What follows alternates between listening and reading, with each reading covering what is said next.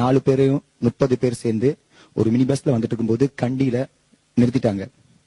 Armies நிறுத்தி, எனக்கு அப்ப 10 வயசு, ஒரு பெரிய ரோடு, அது கீழே சின்ன ஆறு போகுது, இவ்வளவுக்கு தண்ணி போயிட்டு இருக்கு. எல்லாரும் இறக்குறானுங்க 30 பேரை. ஏன்னா நாங்க தமிழர்கள்.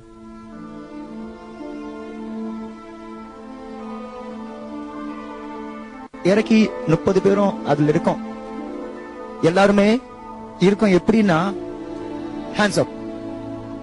ஒரு அரை மணி நேரம் இருந்திருப்போம். இப்படி நிக்கிறேன் 10 வயசுல. அப்ப வந்தது எனக்கு இந்த நேரத்துல எது தேவை அதைத்தான் எக்ஸ்பிரஸ் பண்ணணும். அதைத்தான் நான் ஃபீல் பண்றேன், அதைத்தான் நான் பண்ணேன். எனக்கு இந்த மாதிரி இன்னொரு தரம் கிடைக்காது. இப்ப இந்த டைமை ப்ராஃபிட் பண்ணி என்னால கொடுக்க முடிஞ்சதை கொடுக்கணும். அது எனக்கு இல்ல, அங்க இயங்கிக்கிட்டு இருக்க மக்களுக்காக. இந்த முடிவுல ஒரு சமாதான புறா, சமாதானத்தை வேண்டுறோம், சமாதான புறா ஒண்ணு அனுப்புவோம், ஒரு புறா ஒண்ணு கொடுங்கன்னு கேட்டேன். அப்ப இவங்க சொல்லிட்டாங்க தரமாட்டோம், ஏன்னா மிருக வதைப்பு சட்டத்தின் கீழ் தர முடியாதுட்டாங்க. அடப்பா, மிருக வதைப்பு சட்டத்தின் கீழ் தர முடியாது. அங்க செத்துட்டு இருக்காங்க ஜனங்க ஒவ்வொரு நாளும் 1000.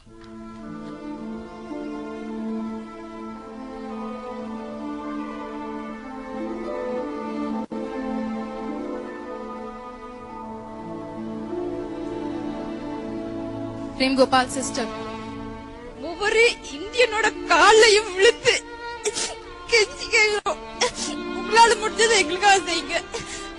எங்க நாட்டு போராட்டத்தை ஸ்டாப் பண்றதுக்கு பாருங்க. ஆனா அதுக்காக யாரும் சாக வேண்டாம். ஏன்னா உயிரோட மதிப்பு வந்து யாருக்குமே தெரியாது. இங்க சாகிறதுனால, தீ குளிக்கிறதுனால எதுவுமே ஆகப்படுறது கிடையாது. உயிரோட மதிப்பு யாருக்குமே தெரியாது. தெரியாதனாலதான் அவ்வளவு பேர் சாகிறத வந்து காரணமாவும் இருக்காங்க, பார்த்துட்டும் இருக்காங்க.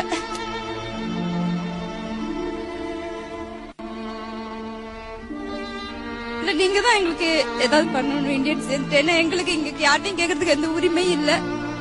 எங்களுக்கு இந்த நாட்டு நாங்க அகதியில தான் இருக்கோம். யார்ட்டையும் கேட்கணும் என்ன ஒண்ணும் தெரியாது. பட் உங்களுக்கு உரிமை இருக்கு இந்த நாட்டுல. நீங்க எங்களுக்கு ஏதாவது செய்யுங்க. இந்த இது அடுத்த வாரம் வரும்போது பார்த்து நீங்க எல்லாம் செய்யறதுக்கு அப்ப எங்க மக்கள் உயிரோட இருப்பாங்களான்னு கூட தெரியாது. இங்க இருக்க பார்வையாளர்களாவது ஏதாவது பண்ணுங்க. உங்களால முடிஞ்சது ஒரு உயிரையாவது காப்பாத்துங்க. இனிமேல பாத்துட்டு இருக்காதீங்க, தயவு செய்து காப்பாத்துங்க.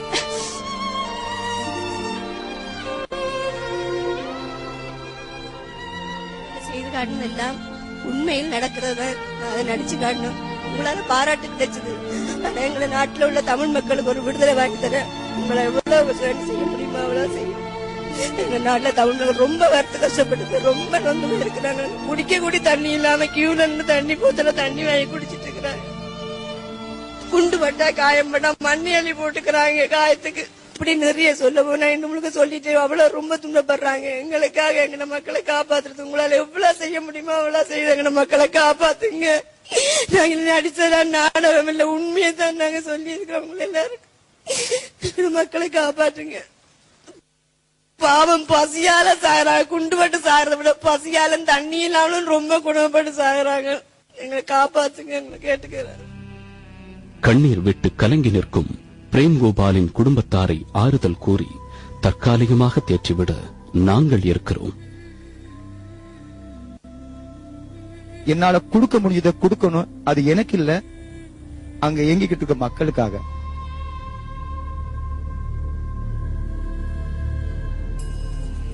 ஒவ்வொரு இந்தியனோட காலையும் விழுத்து கெஞ்சி கேட்கிறோம், உங்களால முடிஞ்சதை எங்களுக்காக செய்யுங்க. எங்க நாட்டு போராட்டத்தை ஸ்டாப் பண்றதுக்கு பாருங்க. நாங்க நடிச்சதா நாடகம் இல்ல, உண்மையை தான் நாங்க சொல்லி இருக்கிறோம். எல்லாரும் புன்னகை புதைத்தோம், உயிரை உடம்புக்குள் புதைத்தோம், வெறும் ஊடுகள் மட்டும் ஊர்வலம் போகின்றோம். விடைகொடி எங்கள் நாடே, கடல் வாசல் தெளிக்கும் வீடே, பனை மரக்காடே, பறவைகள் கூட மறுமுறை ஒரு முறை பார்ப்போமா. இந்த கண்ணீருக்கு நிரந்தர தீர்வு காண ஈழத்தில் வாழ்விழுந்து தவிக்கும் நம் நேச உறவுகளின் சுதந்திரமான சுவாச காற்றிற்கு வழிவகை செய்யப் போவது யார்? விடை தெரியாத கேள்விகளோடு பிரேம் கோபால் காத்திருக்க முதல் அரையிறுதி சுற்றின்